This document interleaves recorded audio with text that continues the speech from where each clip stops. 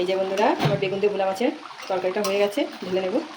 বন্ধুরা চলে এসেছি কুকিং টাইম চ্যানেলে। তা বন্ধুরা আজকে আমি দুপুরি রান্না করব। তা দেখুন এখানে আমি ভোলা মাছ নিয়ে এসেছি, বেগুনগুলো কেটেছি লম্বা লম্বা করে। তা ভোলা মাছ দিয়ে বেগুনের একটা তরকারি বানাবো। প্রথমে আমি মাছটাকে লবণ হলুদ মাখিয়ে নেব। তেলটাও গরম হয়ে গেছে।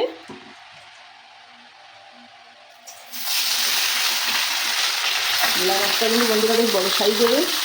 আর আমি আজকে ভোলা মাছ দিয়ে বেগুন যেটা রান্না করবো সেটা কিন্তু আমি আলু দেবো না। মাছটাকে ভালো করে ভেজে নিয়েছি, এবার দেখুন ভাজা হয়ে গেছে।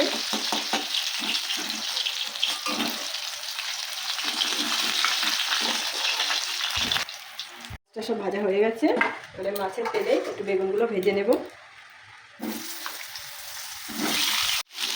এই যে বেগুনটা একটু হালকা করে ভেজে নিয়েছি।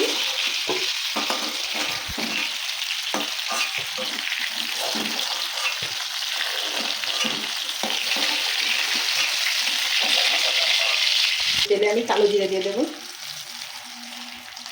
সাদা জিরে বাটা দিয়ে দেবো,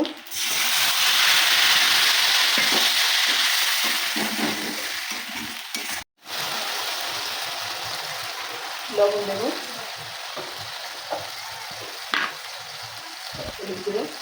মশলাটা ভালো করে কষিয়ে নিয়েছি। এবার জল দিয়ে দেবো, যেহেতু আমার বেগুনটা আগে থাকতে ভাজা হয়ে গেছে, ওই জন্য বেগুনটা কষাবো না। এই যে বন্ধুরা ঝোলটা একটু ফুটে গেছে, এবার আমি বেগুনগুলো দিয়ে দেবো।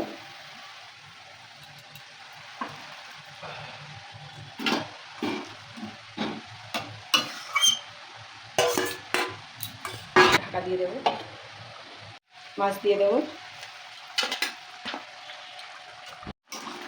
এই যে বন্ধুরা আমার বেগুন দিয়ে ভোলা মাছের তরকারিটা হয়ে গেছে, ঢেলে নেব। এইটা কিন্তু বন্ধুরা খেতে দারুণ লাগে, কালো জিরে যেহেতু দেওয়া রয়েছে। তা বন্ধুরা দেখুন কালো জিরে দিয়ে বেগুন দিয়ে ভোলা মাছের তরকারিটা দেখুন কত সুন্দর হয়েছে দেখতে, খেতে কিন্তু অসাধারণ লাগে। আপনারা বাড়িতে এইভাবে বানিয়ে খাবেন রান্না করে। তো বন্ধুরা আমার ভোলা মাছের বেগুন দিয়ে রেসিপিটা যদি ভালো লাগে অবশ্যই কমেন্টে জানাবে, আর নতুন বন্ধু হলে অবশ্যই সাবস্ক্রাইব করবে।